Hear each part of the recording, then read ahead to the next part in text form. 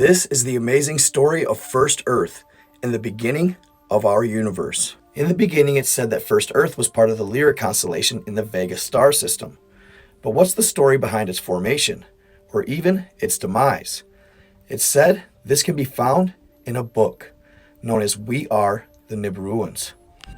Alright, my followers and friends, do me a solid. Make sure you interact with this video so it pushes it even further in the algorithm. You may think your comment or like doesn't matter, but it does. It makes a huge difference. I'm looking to increase them follower and subscriber counts.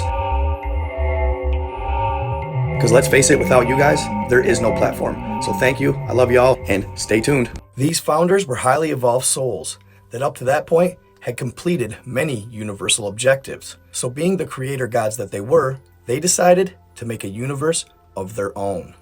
As the 12 of them came together, they were tasked with the question of which blueprint to choose, so that the souls created in, or the souls arriving to their new universe could spiritually evolve, as spiritual evolution is what every soul desires. Real quick, guys, did you find it interesting how they had 12 original founders of this universe? Kind of like you-know-who in the 12 disciples? Do you think there could be some relation there, or some connection? I just found it very interesting how it started with 12. Let me know what you think in the comments. And finally, after much deliberation, they chose the protocol known as polarity integration.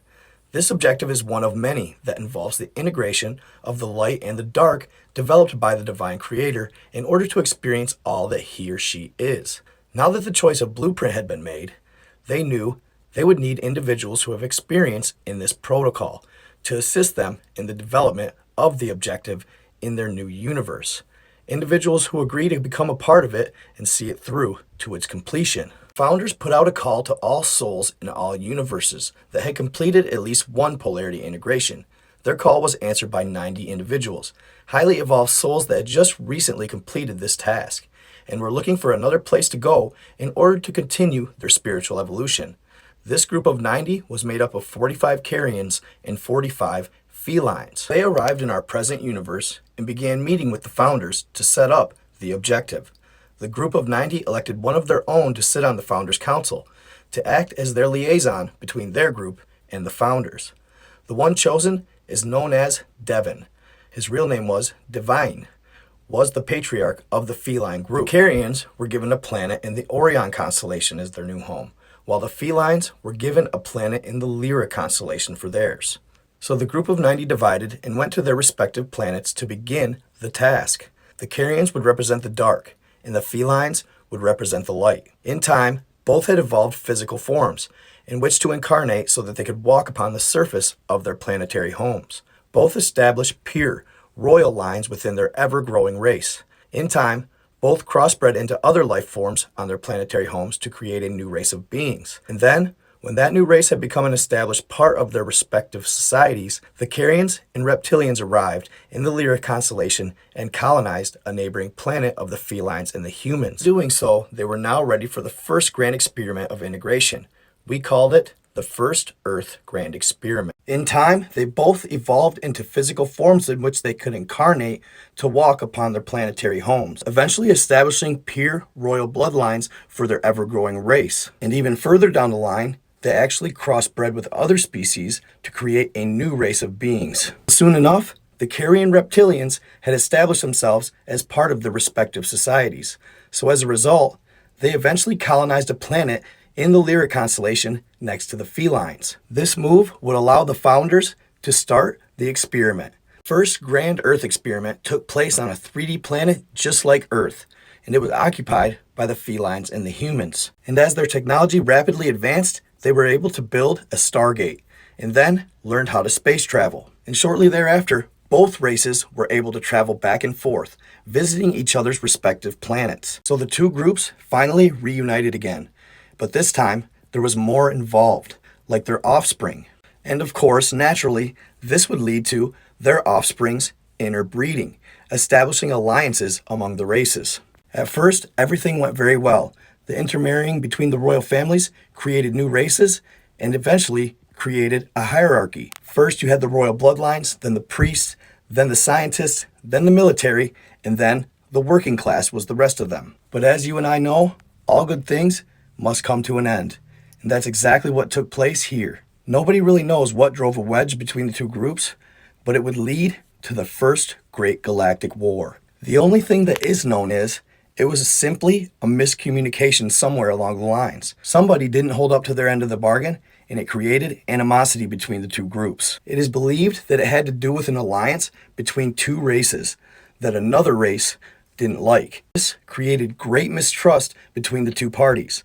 So, the feline humans would launch the first attack against the carrion reptilian group. Prior to that, before the First Galactic War, there were actually some minor skirmishes between the two houses. It was at this time that the fathers of those in power during the Galactic War were killed. That would be Shambhala and Jahwe's father, Kobazar.